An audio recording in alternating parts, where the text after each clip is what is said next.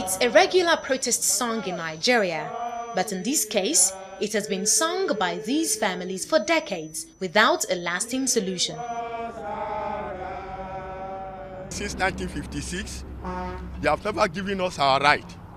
It was another people that they were taking the money.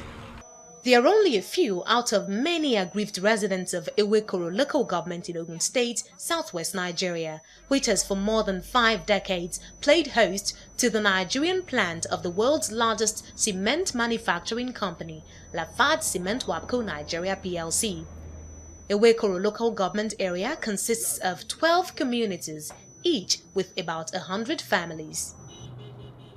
Lafarge produces millions of tons of cement daily. 5 communities are affected by cement dust emanating from its production plant, while the other 7 communities are directly affected by explosions from blasting limestone mines at quarries sited within their communities. But then, dust inhalation and homes falling apart as a result of blasts from nearby quarries are only 2 out of the many consequences an environment suffers for playing host to a cement production factory. Research shows that the presence of some substances in cement, including useful and unwanted additives, can cause health concerns due to toxicity and radioactivity.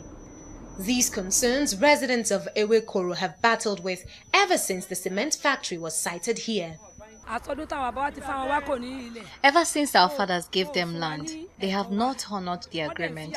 They make us suffer without hospitals. Our children are without education. Their relief only comes every 3 months or thereabout when the production plant observes a shutdown of its equipment for servicing. The dusts reduce, and so do the violent earth shaking that comes from blasting limestone, its main raw material in cement production.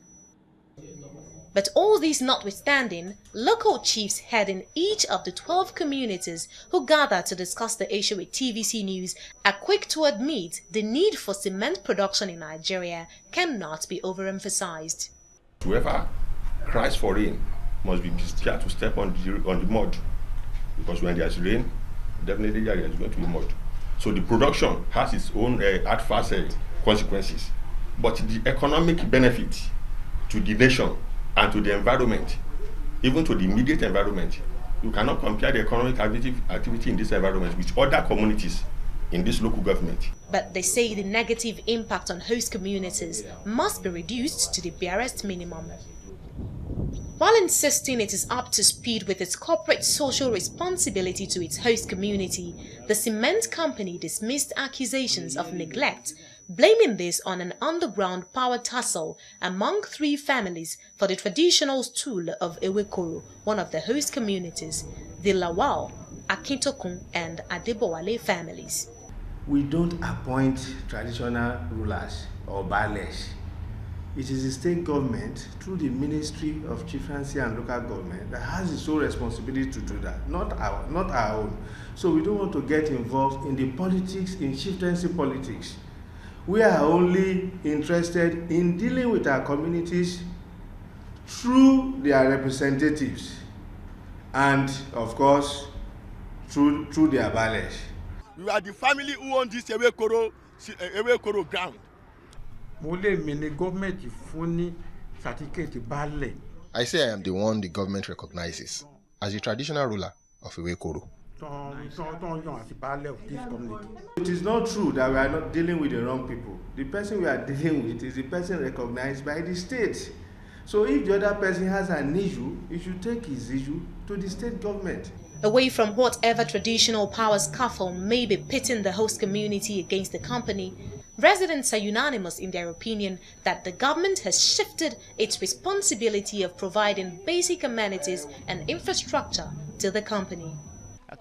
State government and federal government help us to appeal to the state and federal government to pay attention to us. After all, the benefits from the cement production. Although the matter is now before the Ogun State House of Assembly, Ewekoro's chieftaincy affairs must be quickly resolved to prevent intra-communal clash. The government and cement company must also be alive to their responsibilities of ensuring that residents are well looked after. After all, to be in a position to reap the benefits of development, one must first be alive. Christycole Popoola, TVC News, Lagos.